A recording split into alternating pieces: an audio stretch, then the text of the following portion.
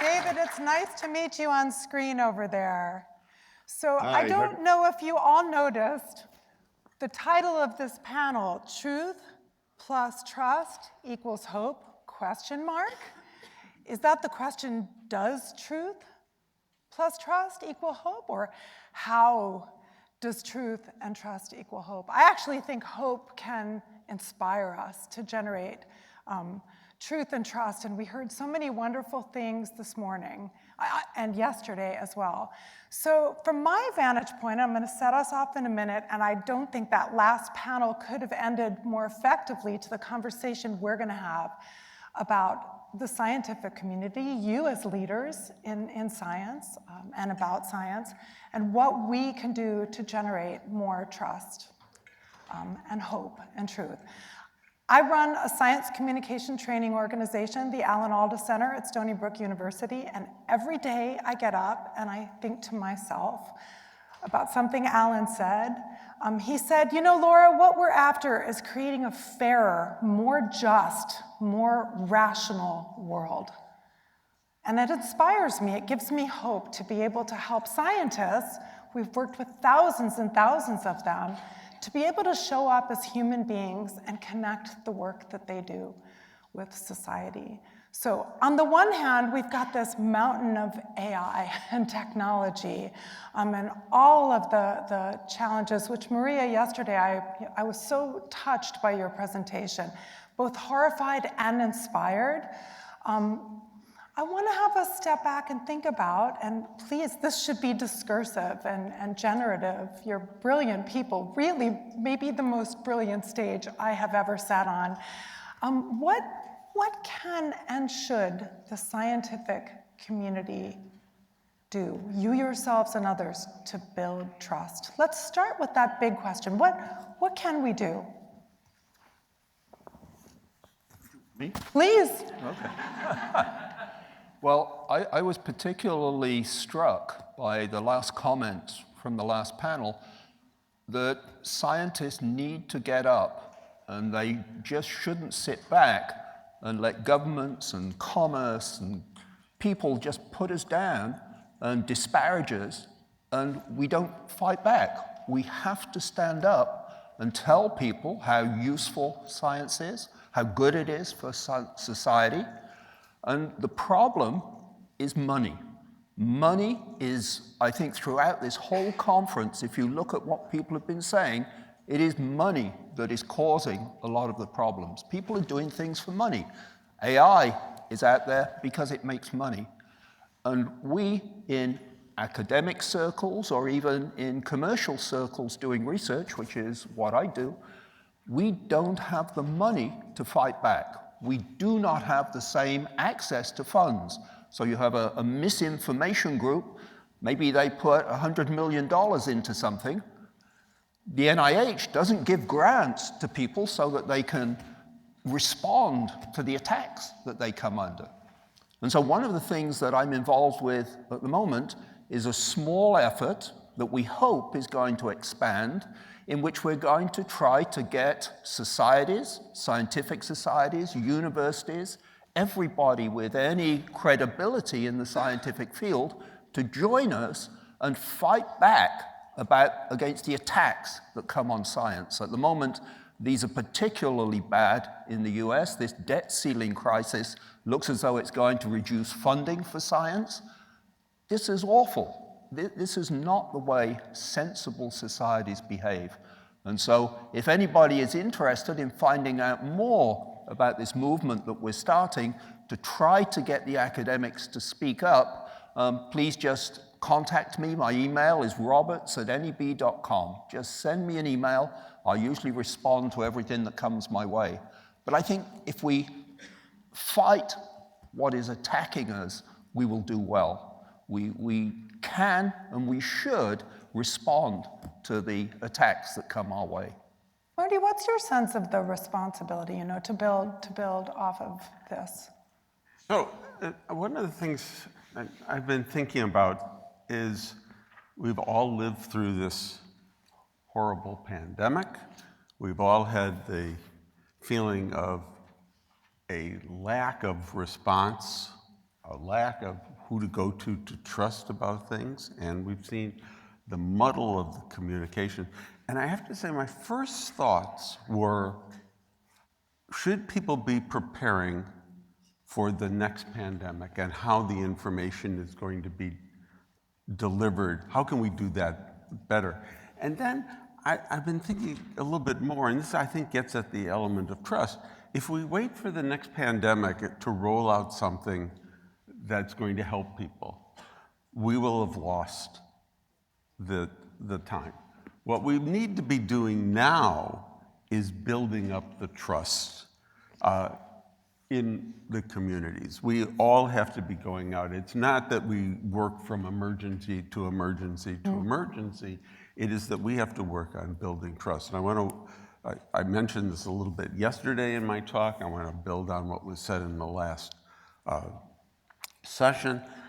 What we need to be able to do is work locally to build trust and to work with communities, to work with community journalists, to work with community organizers, to work with the people that live around us so that they know who we are, that we are not isolated individuals that people don't have any idea about. One of the things that is one of the unexpected, I have to say, benefits of having a Nobel Prize is that instead of being asked to talk about my particular scientific area of expertise, I get invited to schools and colleges and universities to talk more generally about science. I wish there was more opportunities for this for more people, not just the people that people seem to have designated to do this in the Nobel. But there is an opportunity for us to go out and speak with people and to use that as an opportunity to talk more generally and to build this trust that we need in science. There's something profoundly important there about face-to-face human interactions. And some of this is threads that we heard coming up yesterday, a collective action on the part of the scientific community, but also that interpersonal ability to build trust and connection. Maria, I see you nodding. What might you want to add to this conversation? Thank you for The microphone? Mike. Oh gosh. Sorry. Here we go. Oh, That's good. The auditorium was so nice you could almost hear me. All right. I think Dr. Romer was correct in what he said, in everything that he said. And part of the problem that we've broken trust is not a human problem. It was really the design of the tech that now connects us. You go back to the data of what that is. You go back to social network analysis. And then you go to all of our disciplines. As journalists, you're only as good as your sources and how much they trust you. And you build that over years, a really good journalist. As a scientist, you're only as good as your mind, your results. It's fantastic to listen to you. As a diplomat, I go to someone like George Shultz. He was almost 100 years old in his very last public statement where he helped countries like us, right? He actually was supportive of what we were doing. But he said the biggest lesson he learned as a statesman was, with trust in the room, anything is possible. Without trust, nothing is possible.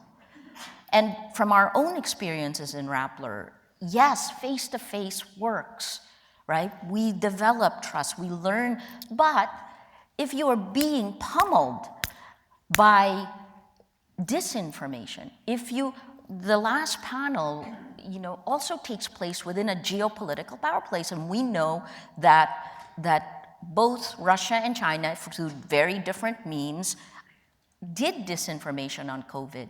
The Philippines, even though Sinovac was a 60% efficacy rate, the majority of our population was vaccinated with Sinovac because. And the kind of disinformation we received, we mapped and tracked, right? So this is power and money.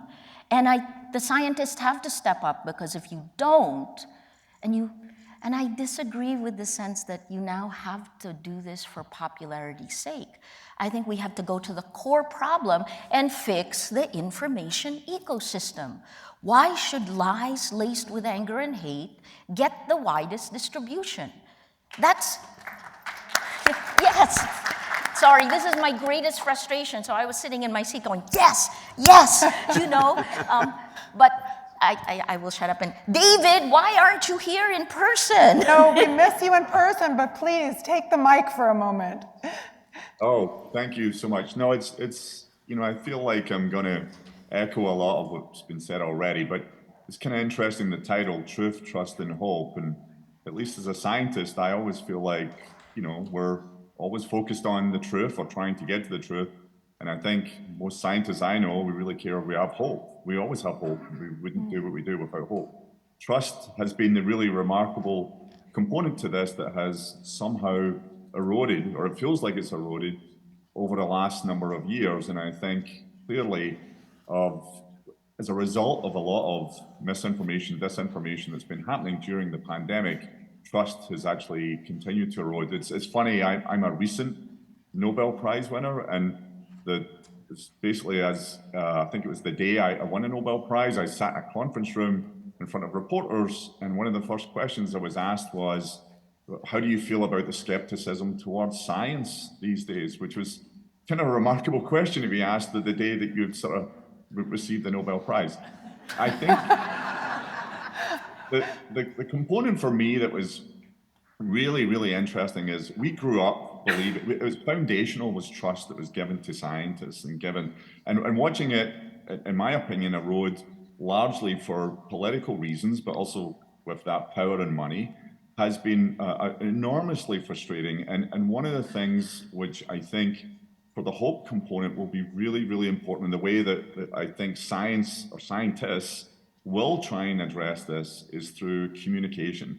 One of the problems we have is, and this is going back to Maria's point about sources, that we're not fantastic communicators. I think for the most part, we love what we do, and we spend all of our time thinking about how we talk to each other, but we don't spend an enormous amount of time thinking about how do you relate this information and the value and the sheer joy of it to the broad society. And I think that has been something that we have to really spend a lot more time thinking about how to do. And the other point I thought was kind of interesting is if you think about society and where does trust come from for scientists, interestingly, maybe ironically, one of the few ways that comes about is because of things like the Nobel Prize. Because if you win one of these things, suddenly people take you seriously on a Wednesday who wouldn't take you seriously on a Tuesday. So I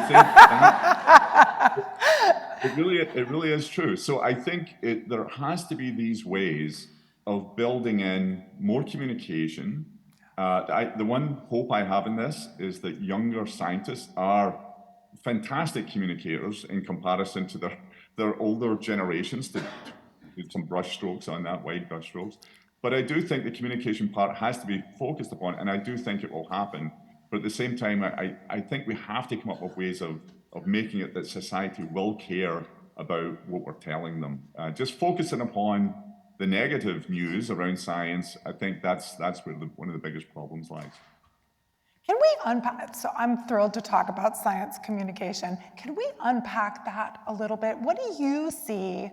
And there's great documentation about what the challenges are. I want to hear from you what you think the challenges are for scientists to communicate, because there's a lot of different things, from being aware of how to be on social media or not to interpersonal. So what do you see?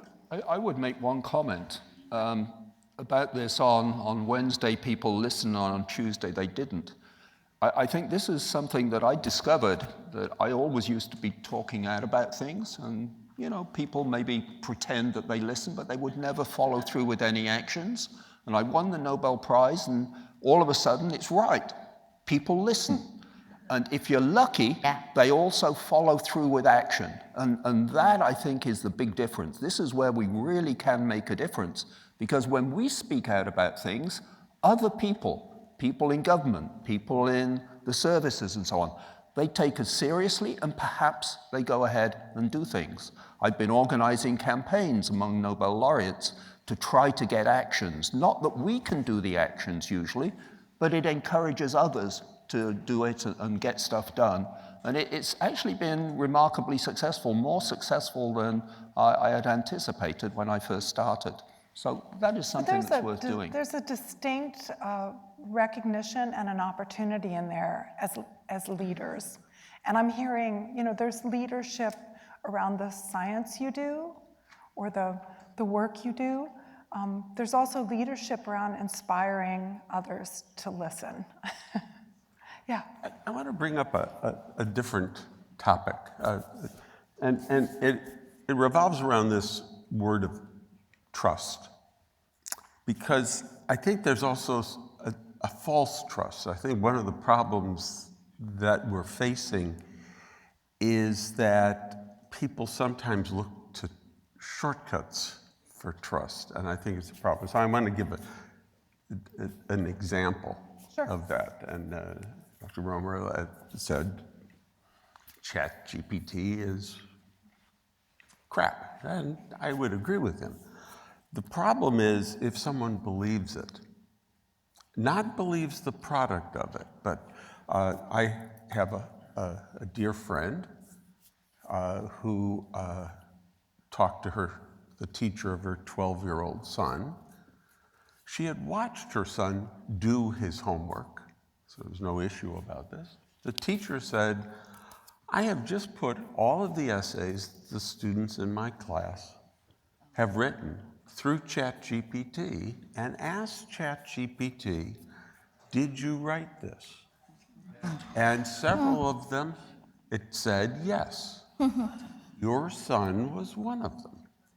Now, my friend had watched her son write the essay, knew that this was not the case, but was horrified at this and went and spent a weekend putting each paragraph from the essay into ChatGPT and alternately hearing that ChatGPT said yes or no to having written it. ChatGPT does not keep a record of what it does. It is not, and we know that it makes up things, so-called hallucinations, as opposed to lies. And it did it. And then in an attempt to really test it, she took out her 20-year-old wedding vows that had never been online, never been anything, and asked ChatGPT if it had written those. And it said, yes, it had. Now, this is all very humorous, except if a teacher does this to a student, that could ruin the student's, that will ruin the student's life. Because the teacher believes that he or she is getting some truthful answer. This is a horrible, as my friend said, I'm going to tell you something amazing and appalling. It is certainly both of those. And it is this idea of, can we get a shortcut to the truth? Is there a shortcut to trust? In the sciences, we've had a horrible experience where a metric designed to help libraries pick out which journals they should get subscriptions to, the so-called impact factor, was suddenly used to evaluate whether a scientist's work was good or not. It was not. It was whether the people read that journal or not whether the articles within it or the authors within it did anything, but it was used as a shortcut to evaluate people. And there's been a very strong effort to eliminate that as a problem. But I think this is part of the issue of that how do people know what to trust and the extent of trusting things, and how can we really work for that? And it's something I'm very concerned about at the moment. This is a good example of why ChatGPT should be called Cheat GPT. Good branding. Maria. I want to give you some of the stats that unpack this, right? So generative AI, we know, and Thank God. We have tried GPT-3, right? In the Philippines in May 2022, we had 18,000 simultaneous elections. I have 10 reporters. I wanted a biography of every single candidate in those elections. We used GPT-3 to actually it generated 50,000 pages. This was April last year. And at the bottom of it, we said this page was done with OpenAI, GPT-3, and checked by Rappler Research. There's a flattening of meaning and that's Sophia Nobel's work, right? But there's a flattening of meaning around words. Why not call it a lie instead of a hallucination? This thing, so just how does it work, right? The science of it is that we've already, this machine thinks faster than we do, and what OpenAI did was, which is supposed to be a nonprofit, no longer, was to take it word for word, right? And then to increase the parameters. I couldn't say this yesterday, but the kind of parameters we're talking about are things we cannot think about as humans. And it is, so GPT-2 was at a parameter of every word, 1.5 billion. GPT-3 is 175 billion. And GPT-4, which was just released this year, is 1 trillion. And now they've stopped releasing the parameters, but before the end of the year, GPT-5 is going to be out again. And this is that race that we cannot win. And truth and trust is already broken, but we won't know. We won't know what truth is. We won't have trust. And we will have to have hope in governments preventing this. This is the crazy thing. This is not something we can do. And I know you've been focused on the science community, but the same networks of disinformation globally are the same ones that attack science, because the facts are the ones that are first broken, and the institutions that are trusted are targeted. The best part right now is that neither the Nobel Foundation nor the National Academy of Sciences have been targeted by information operations. But when you are, like we have been, there is no rational defense against it. It is a thinking fast. When you get 90 hate messages per hour, it is impossible to respond. And why should this be allowed? These are American tech companies up until ByteDance and TikTok.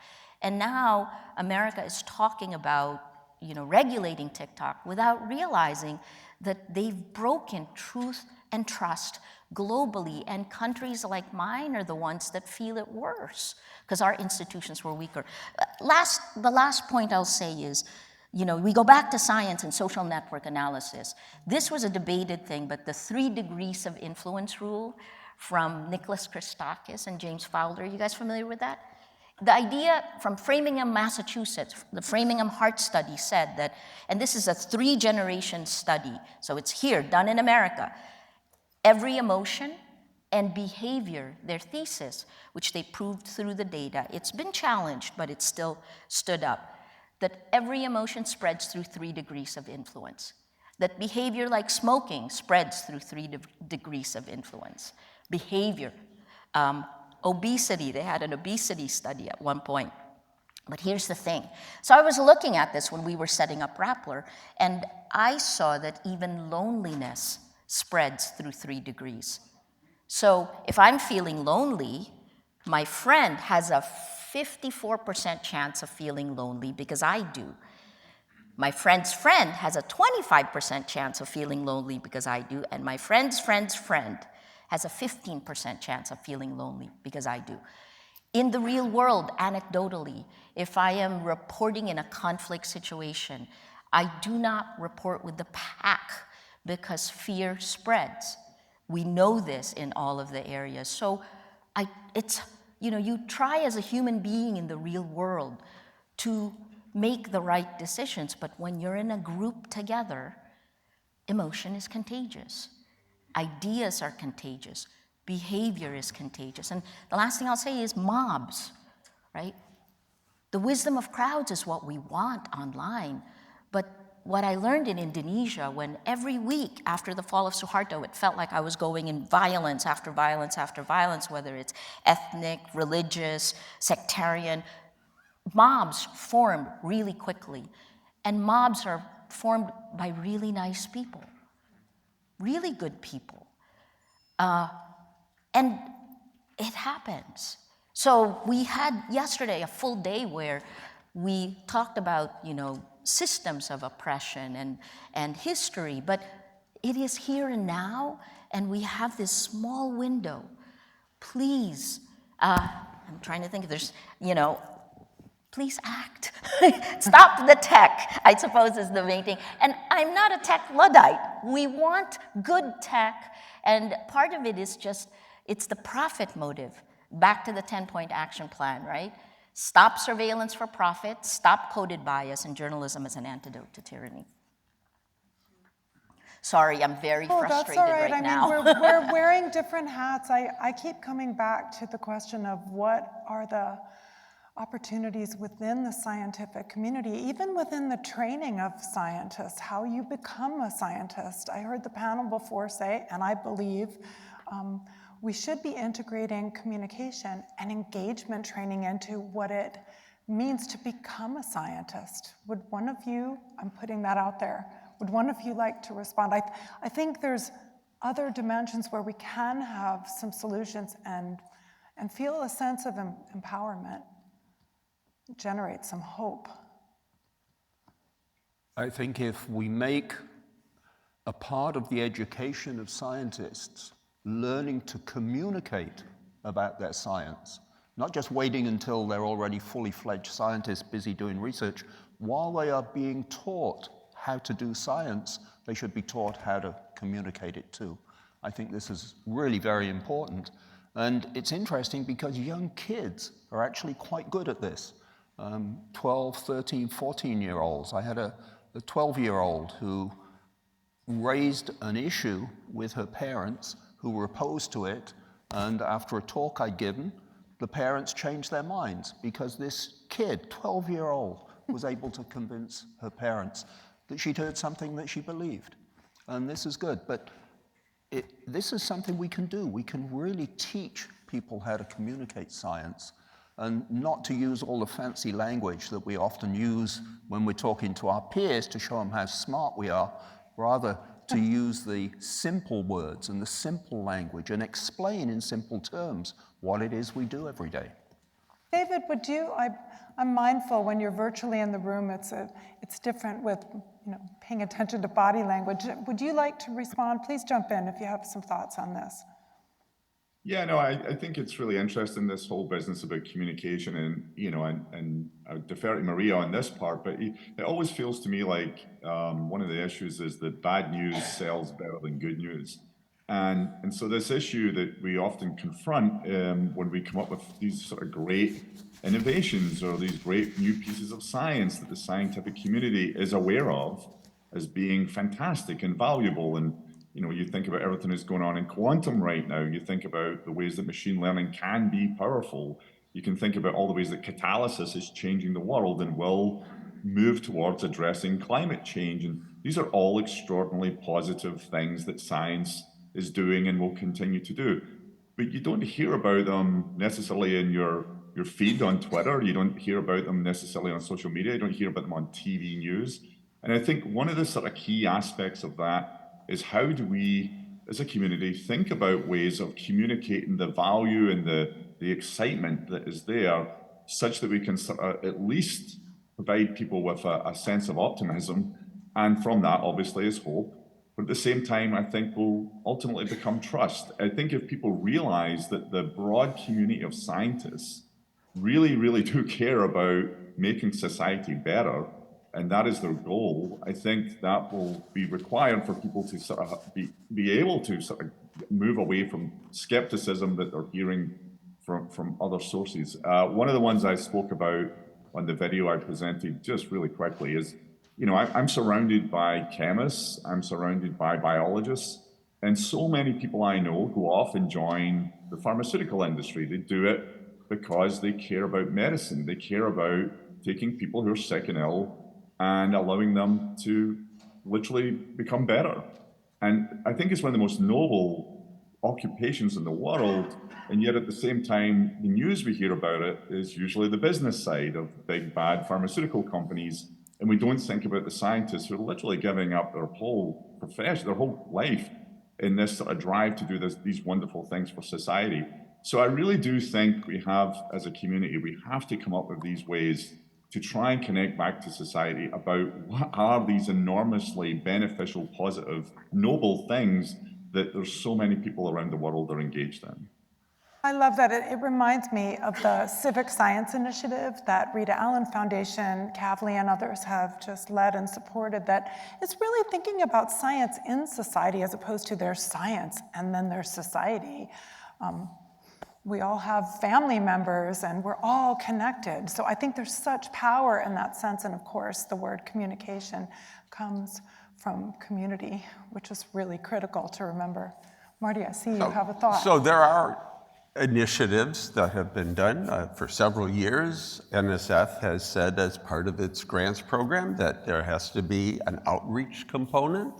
And I think that has changed the way people are thinking about how they communicate their science to the larger world. And I just, through something else, I won't go into all the details, I learned about our astronomy department at Columbia that just did a search last year for a new faculty member and did it in an anonymized way to give everybody an equal advantage. And what they did is, in the initial attempt, was to say anyone that wants to be a candidate has to write 3 essays, because these are the 3 things we're interested in. We want an essay about your past work and what you intend to do for your future research. That's 1. Second, we want an essay on your teaching, how you do that. And third, we want an essay on how you're going to interact with the broader community. And they evaluated all 3 independently and then brought the people that they were most excited for that. But I think all 3 of those things should be a common source for hiring of all faculty. What do you want to do? How do you want to teach? And how do you want to communicate with the much broader world that is very important to be contacted with? So I'm very proud of them for doing that. I think more people should do it. What a wonderful idea. I love it. Yeah, please. There is a counterexample of how that is not particularly good. You may remember Carl Sagan, who was probably one of the very best communicators in science, and he was denied access to, for instance, the National Academy of Sciences for a long time, to universities. They said, oh, he's a communicator. He doesn't do serious science. And this is nonsense. You have to be very careful about how you're judging people who are good at communicating with the public. I couldn't agree more. We have a few minutes for some final thoughts. What actions? We're going into the afternoon. Maria, I think you have a session, that's right? Yes. What actions should we take? What are some things that are crystallizing for you? Can I Yes. ask the National Academy of Sciences, the scientists, please look at the world today and don't be silent, right? Silence, your silence empowers all the bad that is happening today. We're talking in the last 2 panels about communication, but I keep going back. Please email me if you would like all the data on this. Our information ecosystem is broken, and it is broken not by science, but by the technical guys, by the technology. And you have the science to disprove their thesis. So please, that's number 1. I think number 2, since Tristan isn't here, let me give you a study he always quotes. In August last year, a few months before ChatGPT was released, there was a survey done in Silicon Valley, about 800 people, and they were asked, would you release they were asked about what they were doing, artificial intelligence, because remember, this is the second generation, right? The second group, it's far more sophisticated. And 50% of them said that there is a 10% or greater chance that if it is released as is, that they can lose control and that it will lead to an extinction event of us. That's them, the people working on this. And then, Tristan would say, this is like if you were getting on a plane, and I'm getting on a plane, would you get on a plane that has a 10% or greater chance of crashing? And the other part of that is, you don't have a choice, you're on the plane. So we're on the plane, folks, and all of us, whether it is science, whether it is whatever profession you are in, this is transformative. And if the first generation of AI weaponized our fear, anger, and hate, the second generation will weaponize our intimacy. This will break down humanity. But hope, we're still here. I'm really happy I got to be on this proverbial plane with you for a little while. Thank you so much for a wonderful conversation. Thank you. Thank you.